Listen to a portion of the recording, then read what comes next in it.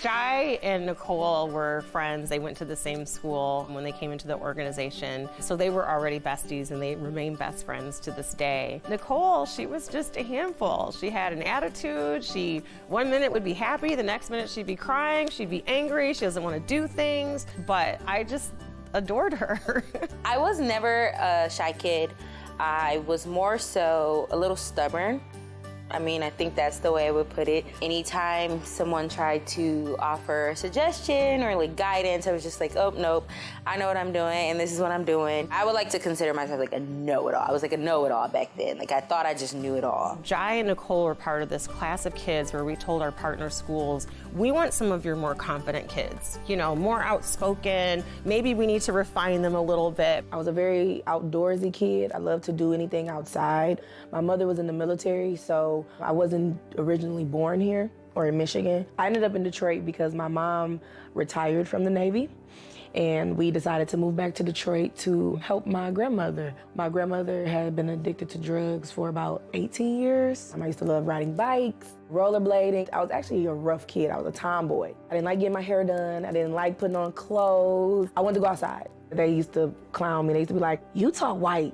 Your mama must be white. And I'm like, no, my mom's black. And, you know, they're like, well, your daddy must be white. And I'm like, my dad's black too. Nicole is my best friend. Jai is like my person. That's my person. I wanna go home. I wanna go home. I was like, I just wanna go home. I was like, I don't wanna do nothing else. Just let me go home. I was like, I knew her prior to coming into the Rhonda Walker Foundation, but I think our relationship grew and strengthened because of the Rhonda Walker Foundation. My sister was in the foundation first. I remember begging Rhonda, like, can I please come? And she was like, no. She was like, one day you may be in a foundation and you'll get to participate. She was like, but I can't let you take another girl's spot. I remember just getting a huge envelope in the mail. And like, you know that envelope. And I came home from school and it was sitting on the table and I'm like, like I was just ecstatic. I'm like, Mom, it's my turn. Like, I'm so excited. And she was like, it's your turn, baby. And I'm like, finally, oh, thank you, finally. Like I was super elated because I knew what this meant. She said, oh, I got something in the mail from the Rhonda Walker Foundation. And she was going on and on and on about it because she had an older sister that was in the foundation. Well, I didn't know anything about it. So I'm like, oh, well, yeah, I got something in the mail too, but I don't really know. And she's like, oh yeah, so are you gonna go to the meet and greet?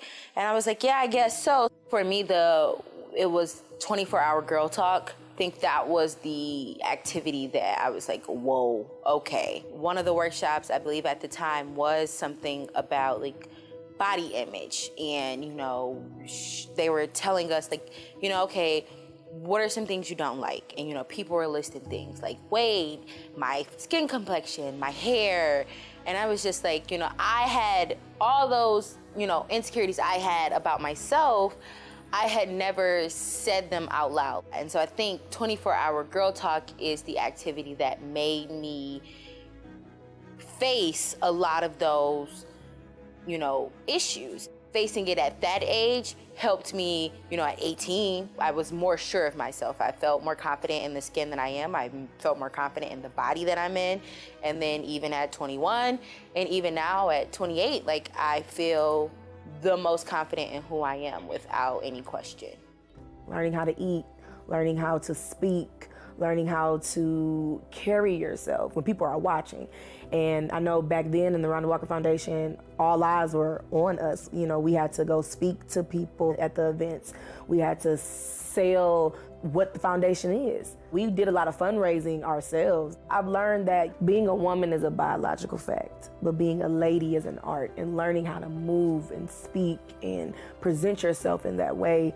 Once upon a time, I didn't think that mattered, but it does. I graduated from Renaissance High School in 2013. After that, I went to Bowling Green State University on a full-ride scholarship. I went to Tennessee State University in Nashville, Tennessee. It is a HBCU, historically black college or university. In 2018, I moved back to Detroit and pursued my master's at Wayne State.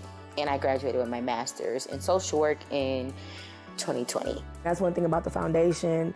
It gives us a place outside of our homes, another type of safe place.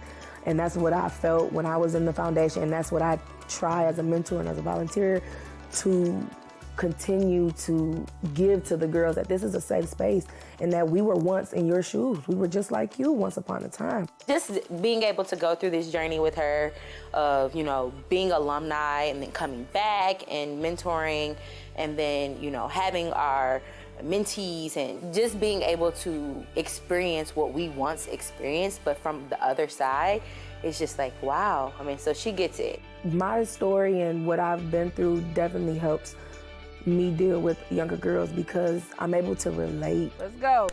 Y'all look real good up there. I'm strong enough to tell my story and say, it's okay.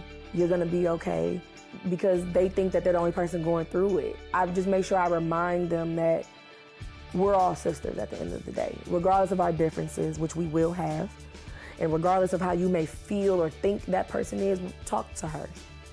See what's going on in her life. You may have no idea what she may be going through.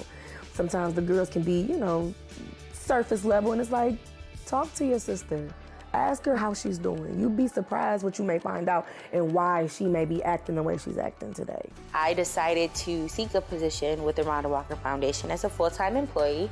So now I am a program manager with the Rhonda Walker Foundation as of October 2022. Honestly, Jai was the person that pushed me to apply for the program manager position.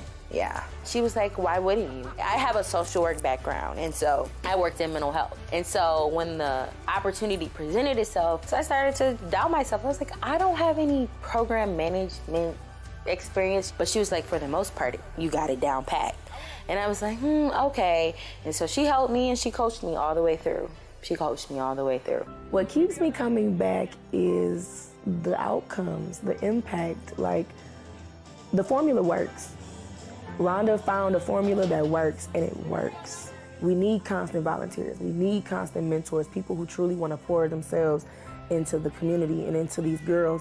We need genuine people. We need fundraising and all these different things. And like, that's what keeps bringing me back, is because the formula works and I want to be a part of that. I'm very happy because it's kind of been full circle for me. So I started as a teen, went through the program as a teen, came back as a volunteer, became a mentor earlier in 2022.